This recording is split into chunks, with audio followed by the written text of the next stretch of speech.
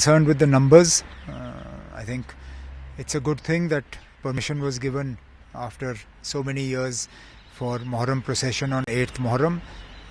We all welcome that, and we hope that this is not a decision in isolation, because we have found that when it suits the government, they find it very easy to clamp down on religious freedom. There are numerous examples in front of you. How many Fridays are there when permission is not given in Jama Masjid for Friday prayers? That must stop. You must give permission for Friday prayers in Jama Masjid every Friday. Why is it that you don't allow Eid prayers in Eidgah? There should be no stop on that. Our religious leader, Mirwais Umar Farooq, why is he being stopped from performing his religious and social duties? He himself has said he is not going to get into politics. He wants to carry out his religious duties. He wants to launch a social campaign against drug menace. So why is he not being given permission now to come out and resume his social and religious duties and responsibilities? So, I mean, while, as I said, we welcome the government's decision today, it shouldn't be a decision in isolation. Look at what happens to us on 13th July. All we want to do is go to the martyrs' graveyard, offer prayers and put flowers. Even that they don't give us permission for. So while one decision that they've taken today is something we welcome, we also expect that this will be one of a series of decisions like those I've listed out for you. On one side, Muharram procession allowed. Another side, as you said, the restrictions are Eid prayers and the Friday prayers. It's looking kind of a discrimination. Look, it betrays a sort of confusion in the government. I don't think they know what they want to do. I think this government should have the confidence in the situation. Either the situation is not normal, then they should stop telling the world it's normal. Stop telling the Supreme Court the situation is normal. Don't file affidavits in the Supreme Court telling everybody how normal it is. Because if it is normal, then don't stop prayers on Eid. Don't stop Friday prayers in Jama Masjid. Don't restrict religious leaders from carrying out their religious and social responsibilities. But government presently attacked the former politicians, leaders, parties, that when Omar Abdullah walking from his residence on 13th of July. So this is the biggest proof that our normalcy returned back. And for me, the biggest display of normalcy will not be that I had to walk. The biggest display of normalcy will be when the Lieutenant Governor walks. Let him walk. Let him walk from Maulana Azad Road to the Secretariat. Then I will say yes, the situation is normal, because as Chief Minister I was not able to walk to the Secretariat. Let the Lieutenant Governor walk to the Secretariat one day, then we can have this conversation. I walked not because the situation is normal. I walked because the situation is abnormal and you tried to keep me locked in my house.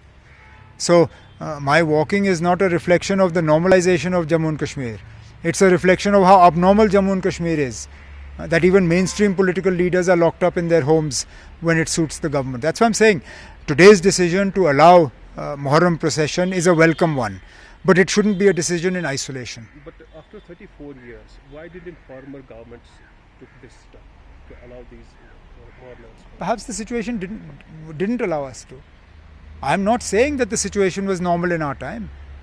I'm the first person to tell you that I had an abnormal Jammu and Kashmir to govern when I was Chief Minister. We weren't able to do everything. But then I also allowed prayers in Eidgah.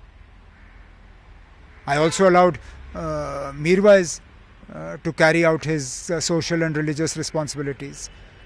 So it's you can't pick and choose which ones you like and which ones you don't like. I didn't stop anybody from going to Martyrs' Graveyard on 13th July.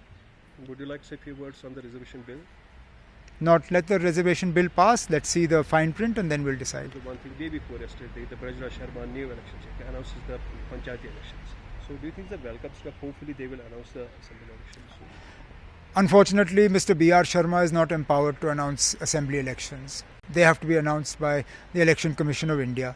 And for some reason, in spite of acknowledging that there is a vacuum in Jammu and Kashmir that needs to be filled, the Election Commission of India is reluctant to announce assembly elections in J&K.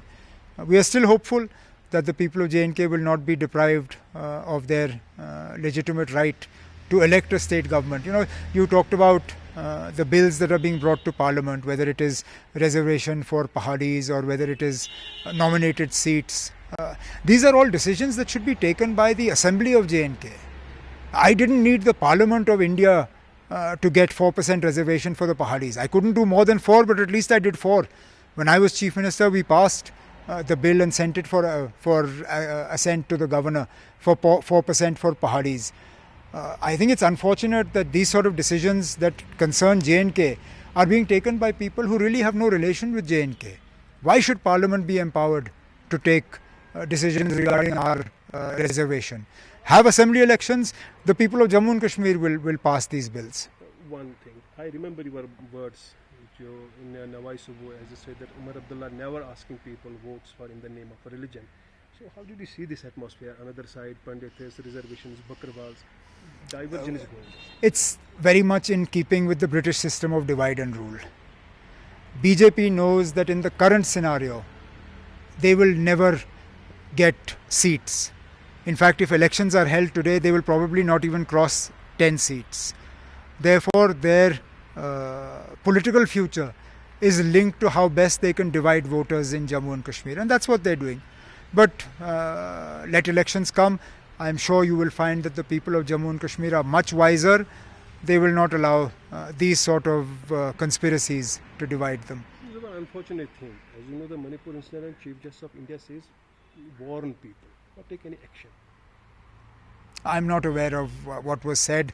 Obviously, what has happened in Manipur is something that we should all be sort of ashamed of.